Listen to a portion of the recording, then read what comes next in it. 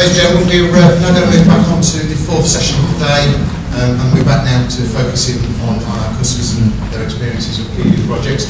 So I'm going to hand over now to Kordi-Harberd. Scott is a senior IT manager at easyJet, with a focus on transformation, IT transformation. I think maybe for Scott to introduce himself. I'm sure he can do it a lot more eloquently than me. So Kordi-Harberd. Thanks, Paul. Yes, I am, apart from breaking my leg, IT Senior Project Manager, and I'd like to welcome you on board your easyJet flight this afternoon. Your flight will be approximately 15 minutes, during which I'll be navigating you through the cloud solution of the easyJet implementation of KeyedIn. So if you can please sit back, relax, and just enjoy your flights. Thank you. So, as Paul's mentioned, I'm an IT Senior Project Manager. For what it's worth, I'm a contract IT Senior Project Manager. Oops, wrong way. Technology. A bit of background about me. 10 years in IT, 10 years as an IT Project Manager, and also as a business analyst. The last few years I've been accountable for the IT portfolio, for HR, payroll, recruitment. You can see the rest of the functions there that I've been accountable for the last few years. I've also worked more recently on a couple of transformational programs, the HR transformational program and the IT transformational program, of which KeyedIn implementation was one element of. Who here has heard of easyJet? Put your hand up. Great.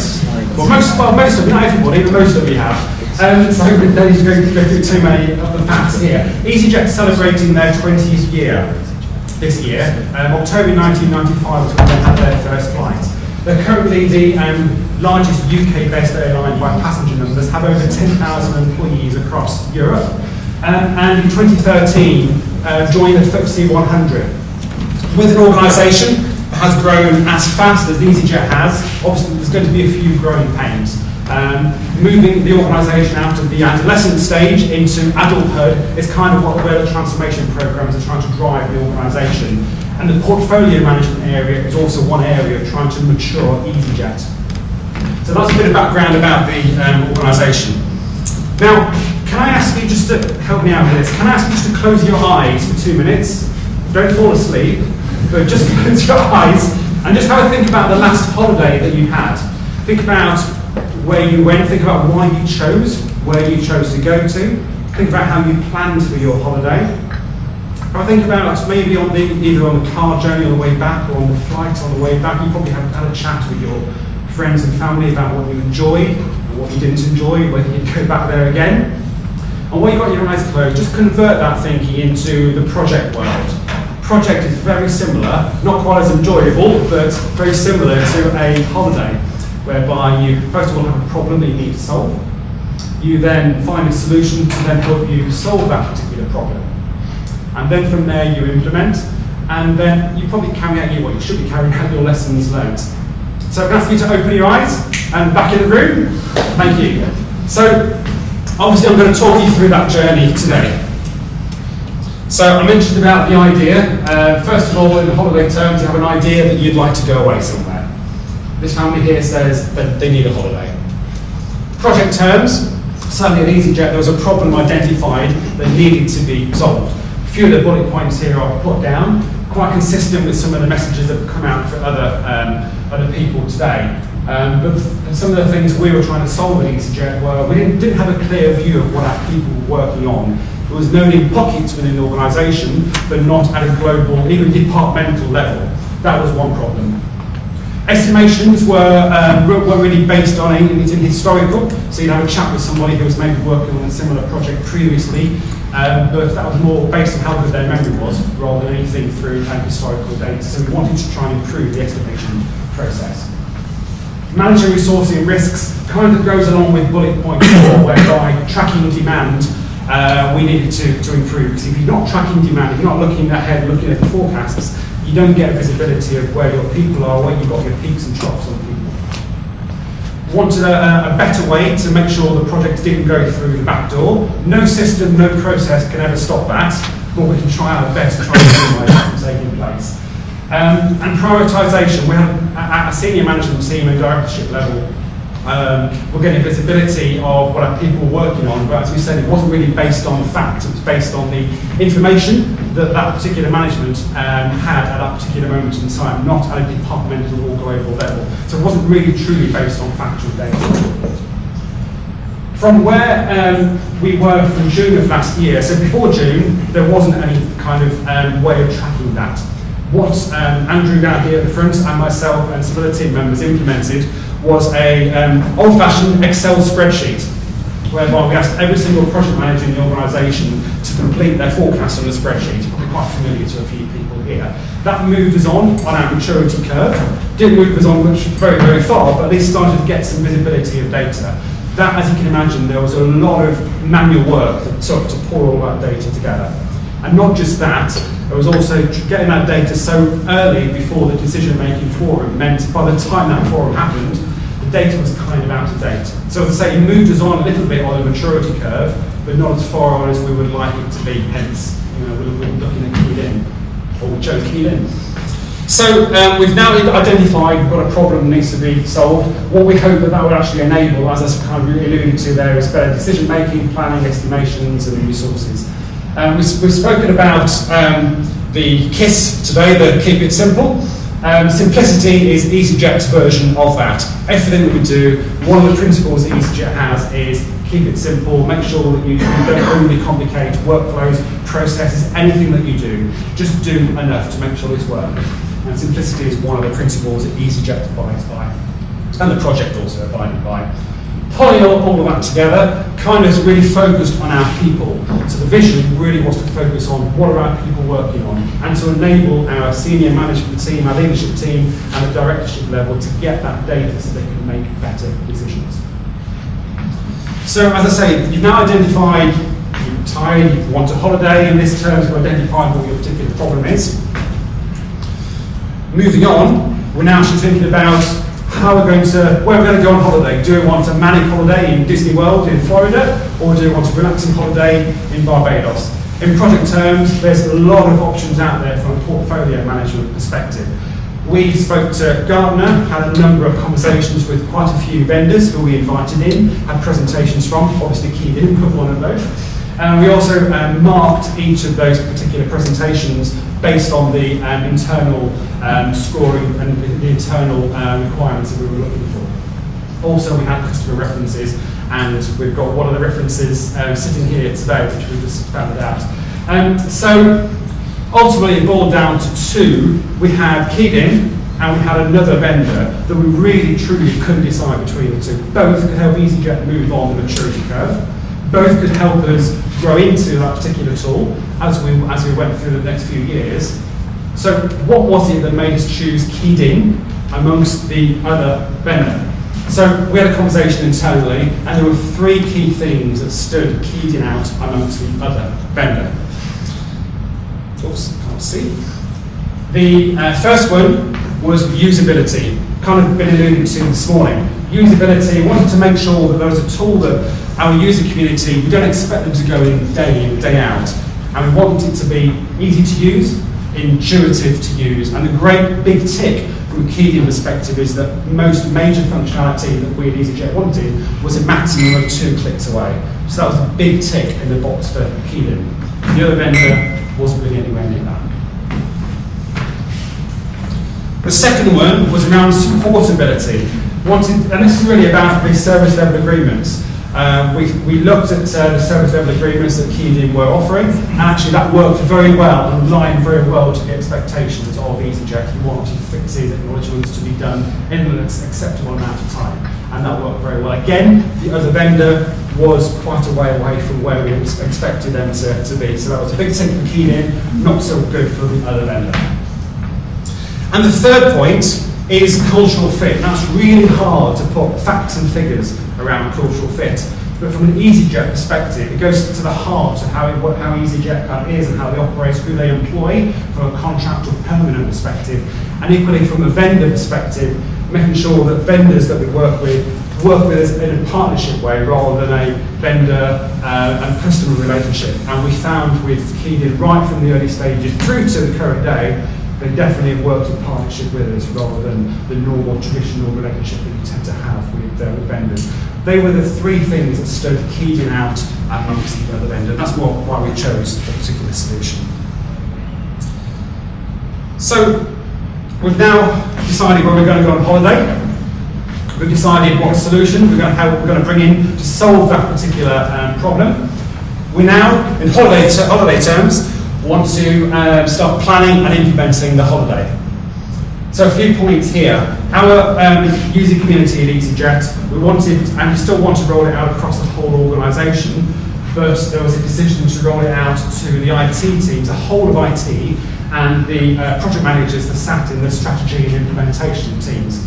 So that's about 260 users. And I'm sure most people sitting here recognise that IT is generally a pinch point in most organisations, and that's why it was focused with those particular resources to begin with. A challenge, again, if you're implementing any kind of time tracking, time management tool, this is a normal challenge that is no surprise, certainly to Phil and Sanesh at KeyedIn we spoke to about, do we log contractual hours, do we log actual hours? Pros and cons to either. Everybody will have their own view, and they did have their own views throughout the project. I created a paper, created a pros and cons paper, spoke to our HR team, spoke to our legal team to get a full view, and ultimately we decided we would go with actual hours. And the reason for that is because of the objective that we were trying to solve was around improving estimations, and that was why we chose to go down that road. The other challenge was an interesting challenge that I didn't see. I thought we'd have a few problems trying to pull people along on the journey to explain why we needed a portfolio tool. In fact, what happened was certain stakeholders were getting very excited about us implementing a portfolio tool, and then even more excited when they heard it was KeyedIn, going onto the KeyedIn website and saying, oh, we can do project plans, we can do milestones, we can do risks and issues, and they were trying to expand our scope as much as they thought we were going to say yes to. We actually kept it condensed to the forecasting and to the time management aspect, purely because of the maturity of where we were on the maturity curve. So it was kind of just saying to those guys, great idea, put that on the back burner, we'll come back to you later, but let's focus on the main problems that we're trying to solve, which is about forecasting and really finding out what our people are doing. That was an unexpected challenge that I certainly didn't see. It was a brand new tool at easyJet, so we needed to recognise early on we needed to implement, bring in a new role, so we have got a part-time administrator to help us administer the tool, support the tool, and keep the data cleansed and all that sort of good stuff. And they joined about a month, about 3 weeks before we went live. And I mentioned about the stakeholders. They were all excited about wanting to do milestones and risks and issues and all the other good stuff. But there's these 260 users that we do need to get buy-in for. That they're just not going to accept that we're going to have to change their ways of working. Because that's what we were doing. We were changing a bit of the culture of easyJet and changing people's ways of working. And that doesn't happen overnight. So I brought in a part-time change manager to help out on this project. And the project team worked with him to carry out a number of activities. So we asked the IT senior management team to send out blog posts to their team so they knew what was coming. As a project team, we had drop-in clinics, so anybody could come and see us and ask us questions and issues and have further training if they needed further training. They had training before that, in case they wanted anything further. Email countdowns were sent out, so there was no excuse that you didn't know that this tool was coming. And the emails continued post-launch as well.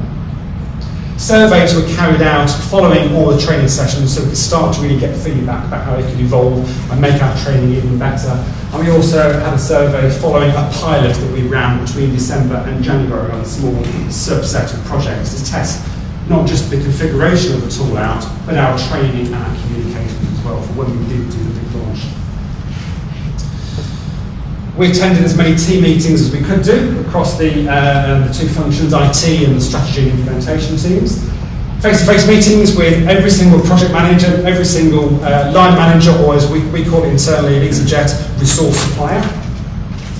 And I also brought in what I term as a team of time management champions, which were there. They were representatives of each of the functions within IT and within the strategy and implementation teams. And there were half a dozen of those people, and they were the voice. They were the voice of the project, but equally they were the voice of their particular function as well. And they actually worked very well with us and helped land the message, helped tweak the message, because they knew their audience better than we did, and that worked extremely, extremely well. One of the concerns, though, that we did have when we were implementing a tool was people may just think, I don't need to have a conversation anymore between the project manager and the line manager and the resource supplier. I can just rely on the tool to do the job for me. And that was a concern that we had. So we, as a project team, came up with a mantra that we landed at every single opportunity that we could do through training and electronic communications. And that was, this tool does not replace conversations, it confirms them. So to make sure that project managers and resource suppliers did talk to each other, did say, this is the project, this is actually what I'm looking for, try and agree the type of role that they want, try and agree the type of, the amount of time that they wanted. So there were no surprises ultimately in the tool when that particular request went to the line manager or the resource supplier. So on top of all of that, if that wasn't enough from a change management perspective, I also created a couple of online video tutorials which are loaded up to our learning management suite. I don't think you'll be able to hear this today, but hopefully, well, not very loud, but you kind of get the gist. So where are we now? So it says it there, we launched at the end of January. We launched across three weeks, 3 phases. So we did the project managers first, we then launched to the line managers or the resource suppliers, and then thirdly, we then launched to the time loggers. And that allowed us, we were a very small project team, that allowed us to focus each week on that particular set, those communities, so we almost handhold them through what we wanted them to do. I've heard this morning, this stat as to where we are is that we've got 100% of projects and programs now being forecast in the tool, which is really good in a short space of time, which is 4 or 5 weeks since we launched. And 95% of people that are also logging time. So that's a brilliant statistic that actually shows that the change management works, also shows it's quite an intuitive tool to use. The project is now closed, it's in operational business as usual, and I created a governance model that enables any kind of changes, queries, issues to be tracked and logged, and they meet on a monthly basis, and KeyedIn also attends that as well. So we've got a forum to keep developments going on. The project, as I say, is closed because we've delivered the objectives that we actually set out to deliver. So, you've had your holiday, or in the project term world, we've actually landed the changes. We're now on the flight on the way home, on a homeward bound flight. There's some lessons learned, as always, to think about. So I've put some of the lessons learned just up here. Some of these might be familiar to you. One of the things that did cause some confusion throughout the project was about how licenses within the tool is set up. Within KeyedIn, of course, it's based on names that are in the tool, irrespective of whether they're logged into the tool or not. A bit like a payroll system. But there was a bit of confusion internally for a period of time before we kind of got that clear. Next time round, we'd land that as early as possible so people knew that. The other lessons learned was around, a good thing around change manager. A change manager, don't underestimate what a good change manager can do for you. They're the experts in managing that type of change. And actually that worked very well for us. And I think that goes a long way to show the stats that we've spoke about earlier on. Staggering the launch. So I mentioned that there are 3 weeks that we launched with the project managers, the time loggers at the end, and the resource suppliers in the middle. We would ideally like to have a gap between those user communities to allow us to kind of cleanse the data, to get the data in a state that actually is then ready for the next user community to use. We didn't have that gap. We worked around it and we got there, and it created a bit more work for us. So next time around, if we get an opportunity, we'd like to have a gap between rolling it out to user communities. Test and train data. So we created the test and train data ourselves. It was nice and clean and neat and tidy and worked very well for testing and training purposes. When we loaded in the live data, that's not quite how we thought it would look in the tool. It kind of raised a few additional questions that we weren't expecting. Nothing major, but questions we'd have had a further conversation with KeyedIn to help us with the data and get the data more reflective in test and training we could have addressed earlier on. So not a major issue, but something that we would do different the next time around, work closer with KeyedIn in that particular aspect to help us out. Any tool, any system, there are limitations. Doesn't matter whether it's an Apple product, whether it's a Microsoft product, KeyedIn is no different to that. There are always limitations. What's important is to make sure that you know about what the limitations are as early as possible against your particular requirements. I've got a few down here which I'll have a chat to the guys about afterwards. One of the ones which may have gone away following one of the previous presentation was around notifications. Notifications to end users that you can't configure. The terminology, in my understanding anyway, in the tool is kind of sort of set. The text there is set. Things like the password notifications. The text that's in that is standard text. It didn't really work for us internally because we have our own type of internal terminology that we like to use. That was a limitation that we worked around, nothing major, but again, it's just one which may be in a future release, unless we're missing a trick somewhere, would be good to give some flexibility to help address some of those configuration bugs.